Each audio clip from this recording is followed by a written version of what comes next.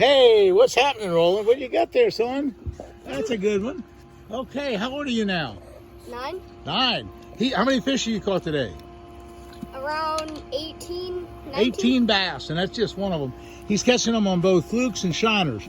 Well, we're down here at the Headwaters Lake. We'll find some moving water, and up here in the front, we have Steve. And Steve, what do you think of this place? It's pretty awesome. It's something else, isn't it? It's some kind of a deal.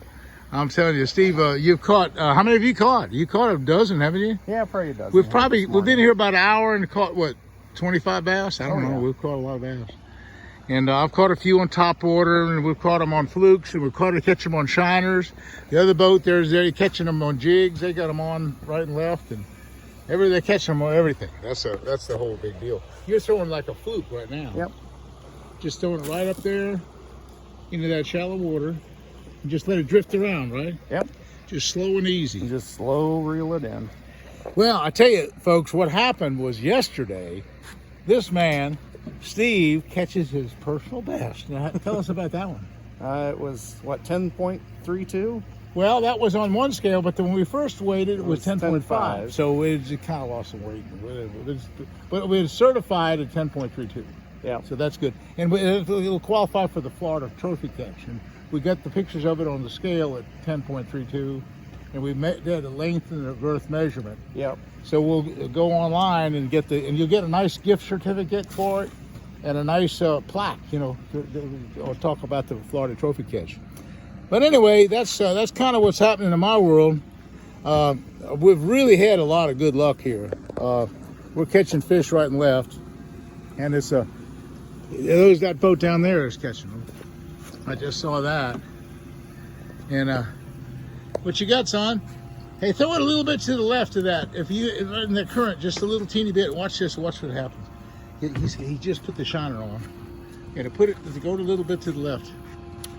Kind of in that current, just not very far, just right there. Maybe let it out some. Let it out a little farther.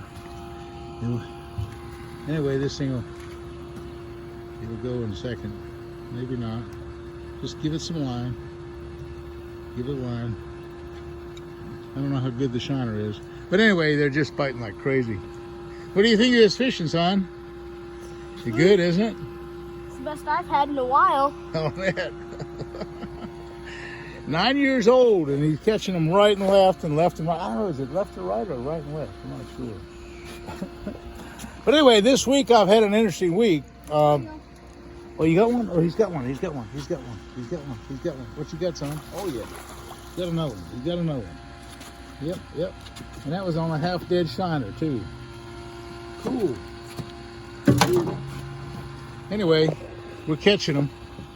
But last week was a week for, I picked up this boat. I got the new Grizzly, this is the 2072 Grizzly boat, and I have of course I have a jack plate on the bottom with the Bob's jack plate, and I have the big power poles.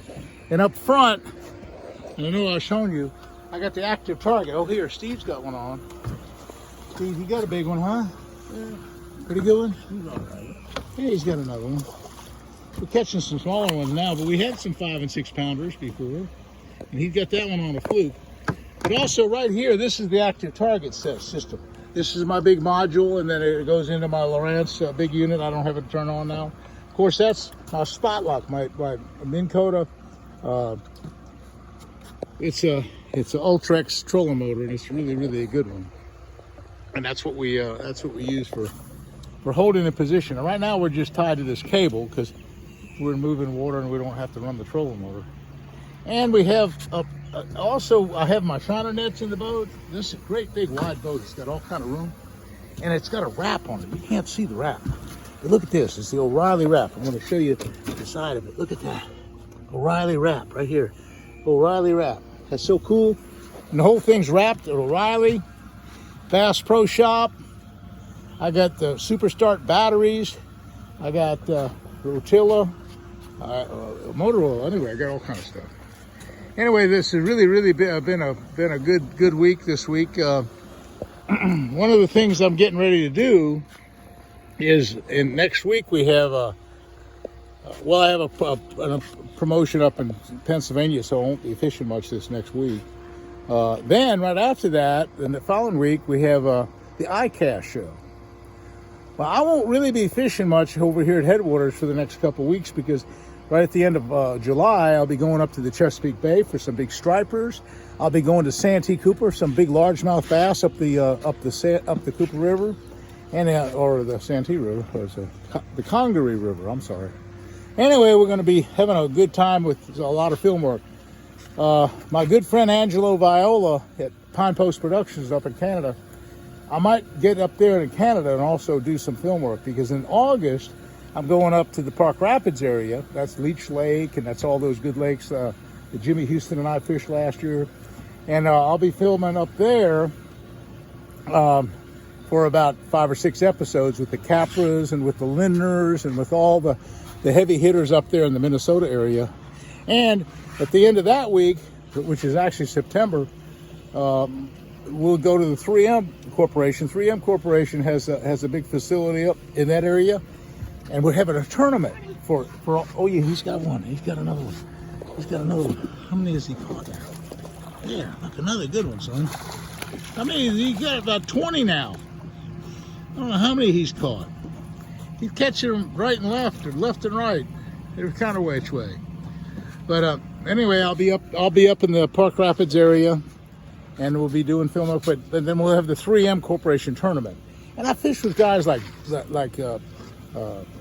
Roush, the tournament, the big NASCAR driver, and I fished with Greg Biffle when he was running the NASCAR, and all these different people, and we have a good time doing that. So anyway, he's putting another shiner on. We'll see what happens here. Let's see what the shiner deal. He's putting it on right now. What you got? You're putting it right in the mouth right here. Okay. Okay. He's going to throw it back out there.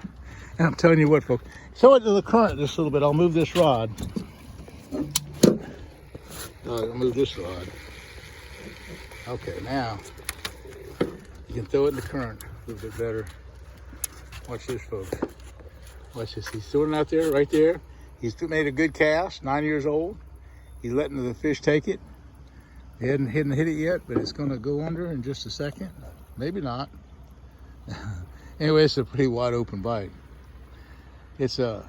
We've caught 30 or 40 bass now in just a little over an hour. Now, oh, there it goes. He's got one. He's got one. He's got one. He's got one. Nice one. Oh, yes. So there he goes. He's got one. He's got one. Yeah, that's fishing. That's fishing, son.